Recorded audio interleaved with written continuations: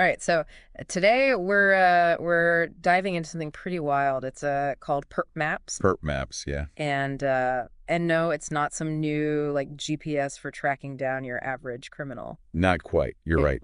It is something different, though. Our source material this time is a video by a Dr. Catherine Horton, and in it she's instructing folks on how to create these maps. She claims that they can help identify the source of attacks from something called directed energy weapons. okay, so maybe this a way of tracking down bad guys, but not in the way we might initially think. So what are directed energy Well, weapons? directed energy weapons, in theory, they use concentrated electromagnetic energy to cause harm. Okay. Think like lasers or microwaves weaponized to inflict pain or, damage. Mhm. Now, the scientific community, they're pretty divided on whether these weapons actually exist outside of, like controlled lab settings. Right. But Dr. Horton, she claims to not only have experienced attacks from them, but that these attacks are often carried out by neighbors who have been recruited as part of some larger operation. Whoa. Okay, that's a pretty big claim. Hmm. So that's where these perp maps come in, right? They're supposed to help visualize these attacks. Exactly. Dr. Horton's theory hinges on the idea that these weapons require a direct line of sight to the victim. Okay. So a perp map is essentially a diagram of a victim's home and the surrounding neighborhood, and highlighting any locations with a clear view of the victim's dwelling. So you're mapping out like potential attackers based on who has a visual on the victim's location. Right. But how does she actually connect this to like real attacks? I mean, there has to be more to it than just having a line of sight, right? Well, she claims to have been targeted even when she was inside this shielded bunker she built in her study. Oh, she built a bunker in her study. She did. Yeah. And she even describes an incident where she believes she was shot in the face while inside. She uses the direction a piece of protective foil moved as evidence of where the attack came from. Wow. Okay, so she's saying the attackers were positioned somewhere with a direct line of sight into her bunker. That's her claim. And this is where the perp maps become a visual representation of her theory. I see. She maps out every single house and structure with a direct line of sight to her location, essentially creating a list of potential suspects based on her belief that these attacks, require a direct line of sight. It's like a suspect board in a crime drama. Yeah, But instead of photos, it's an architectural blueprint of the whole neighborhood. exactly. And it's not just about identifying individual homes. She also talks about how reflections can come into play, expanding the potential reach of these supposed weapons to other homes you wouldn't initially think of as a threat. So even if a neighbor doesn't have a direct line of sight, they could still theoretically be involved because of like reflections bouncing the weapon's energy. Exactly. She even uses a program called Open Office Draw to make these maps, which is something anyone with a computer can, access and use. But let's get back to the practical creation of these perp maps. Can you walk us through the steps involved? Sure. Based on Dr. Horton's video, the first step is to identify the victim's dwelling and, meticulously map out all the surrounding buildings. Right. Then you mark every single home or structure that has a direct line of sight to the victim's location, taking into account, potential angles and those reflections we talked about. It's interesting how she tries to make it a systematic process. Hmm. It's almost like she's aiming for a sort of forensic approach to documenting these alleged attacks. And that was like building a case file.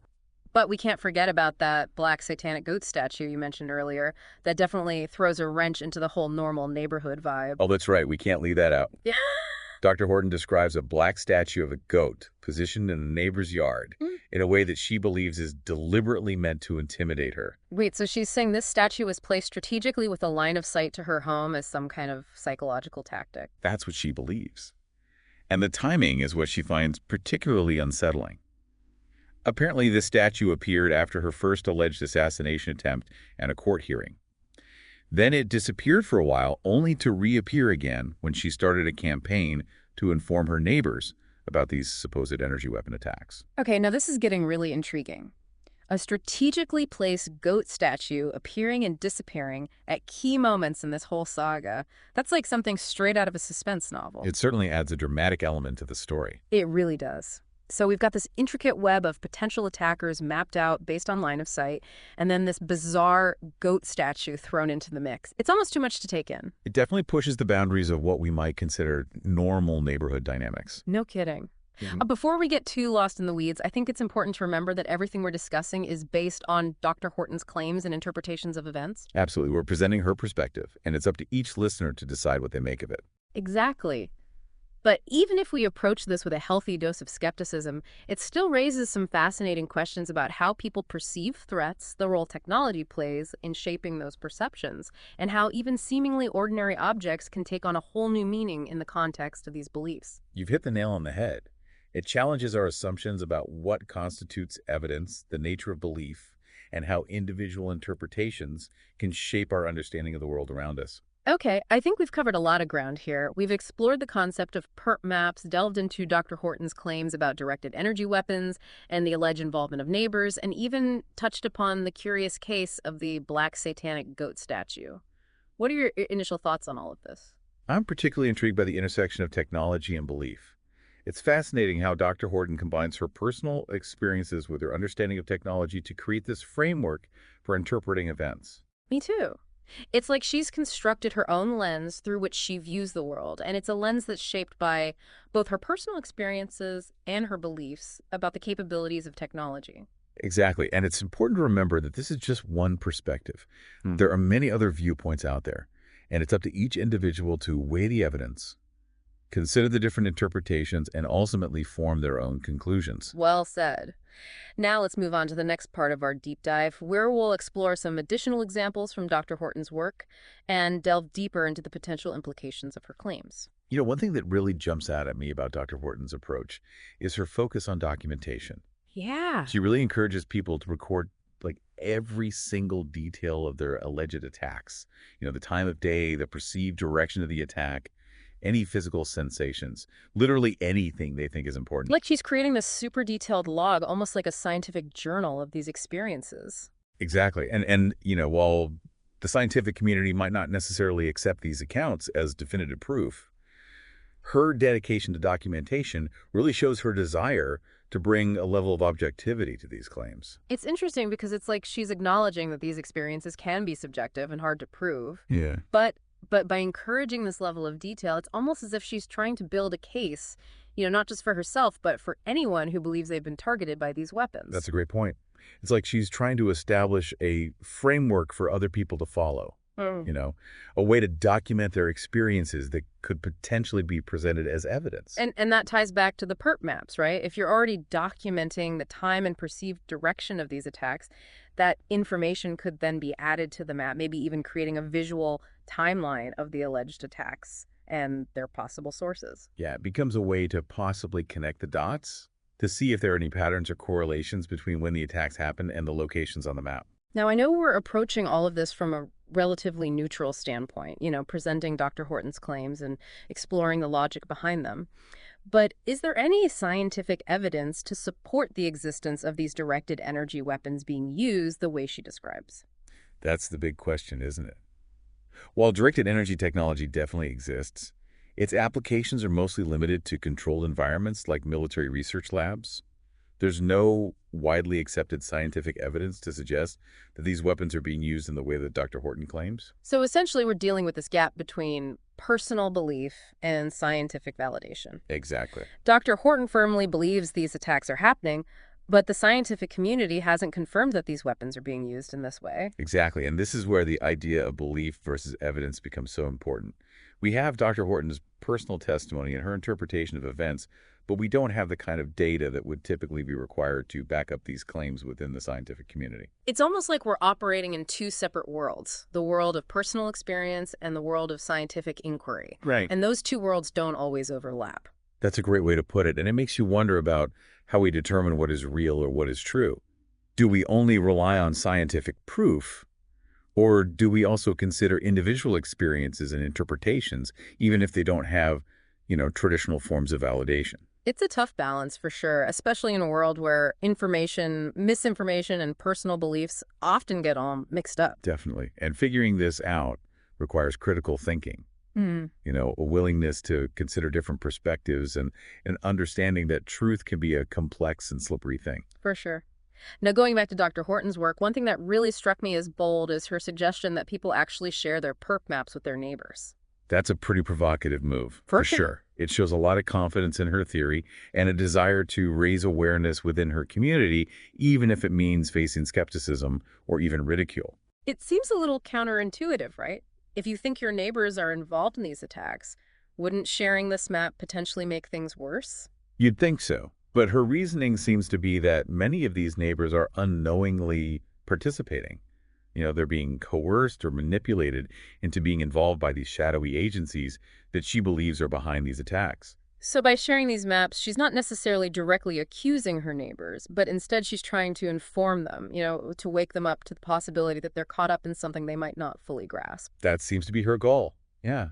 It's almost like a call to action, an attempt to disrupt what she sees as this coordinated effort against her by bringing it out into the open. It's a big risk, big reward kind of strategy. It Yeah. could totally backfire and alienate her neighbors, or it could lead to this collective awakening and a united front against these alleged attacks. The result is up in the air, which makes her story even more intriguing.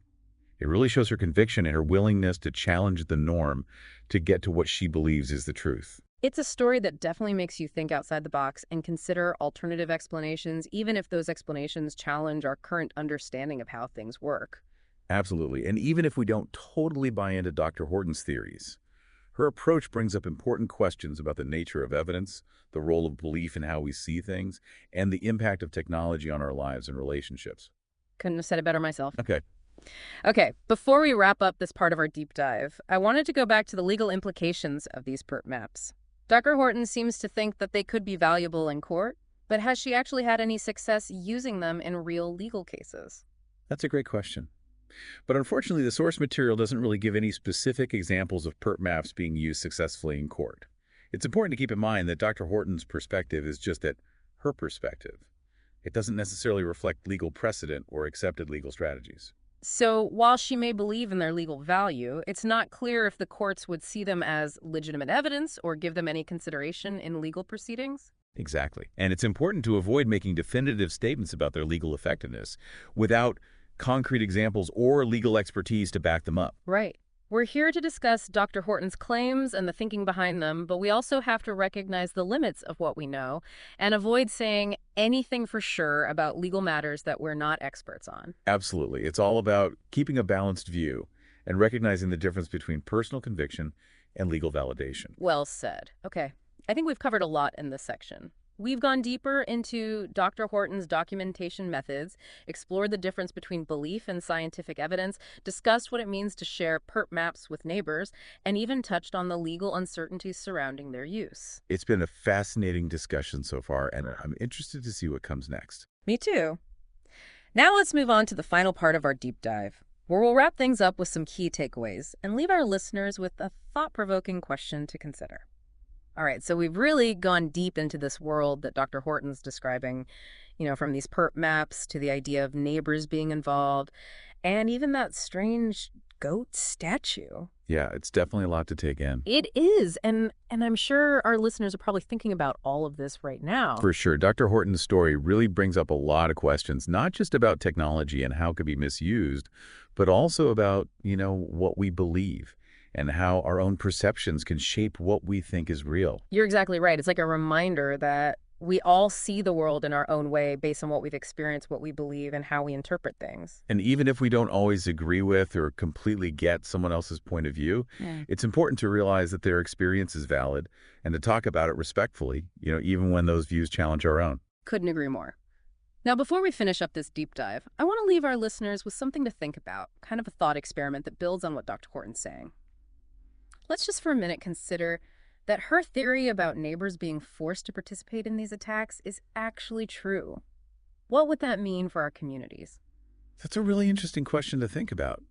If we go with the idea that regular people are being manipulated into hurting their neighbors, it paints a pretty disturbing picture of the world, don't you think? It does. It really challenges our basic ideas of trust and safety in our communities. Imagine how things would change if you couldn't be sure who to trust if the person next door might be involved in something harmful without even knowing it. It's a scary thought for sure. It suggests a level of manipulation that could totally destroy the fabric of our communities, leading to paranoia, suspicion, and a breakdown of social connections. It would change everything about how we interact with each other, right? We might become more isolated, more guarded, less willing to trust or help the people around us. And wouldn't that, in a way, create the very division and distrust that those behind these attacks might want? That's a really good point. It's like a self-fulfilling prophecy where the fear and suspicion caused by these actions could end up destroying community bonds, creating a society where people are alone and therefore easier to control. Exactly. It highlights how technology could be used not just to directly harm people, but also to manipulate them in subtle ways that can have huge consequences for both individuals and society as a whole. It's a lot to think about, and it definitely leaves us with more questions than answers. But I think that's what makes a deep dive like this so interesting. It's not about finding definite answers, but about looking at different viewpoints, challenging what we think we know, and having thoughtful conversations about these complex issues. Totally agree. And even if we don't completely buy into Dr. Horton's view of things, her story is a good reminder to stay critical, to question what we see and hear, and to be aware of how technology could be used in ways we might not expect. Well said. And for those who want to know more about Dr. Horton's work and how she makes these perp maps, we'll put a link to her video called The Neighborhood Campaign in the show notes. It's worth checking out, even if it's just to get a better understanding of her perspective and the ideas behind what she's saying. Yeah, it's a fascinating look into a world that might seem strange or even a little scary to some. But by learning about these unusual viewpoints, we can open our minds, improve our critical thinking skills, and become more informed and thoughtful people in a world that's getting more and more complex. Perfectly put. So that wraps up our deep dive into the world of perp maps and the claims of Dr. Catherine Horton. We hope you found this exploration insightful, thought-provoking, and maybe even a little bit unsettling. As always, we encourage you to keep talking about this, share your thoughts, and keep asking questions. Because in a world where technology is always changing and the line between what's real and what we perceive is getting blurrier, it's more important than ever to think critically and have open conversations. Well said. And with that, we'll sign off for today. Thanks for joining us on this journey into the unknown. I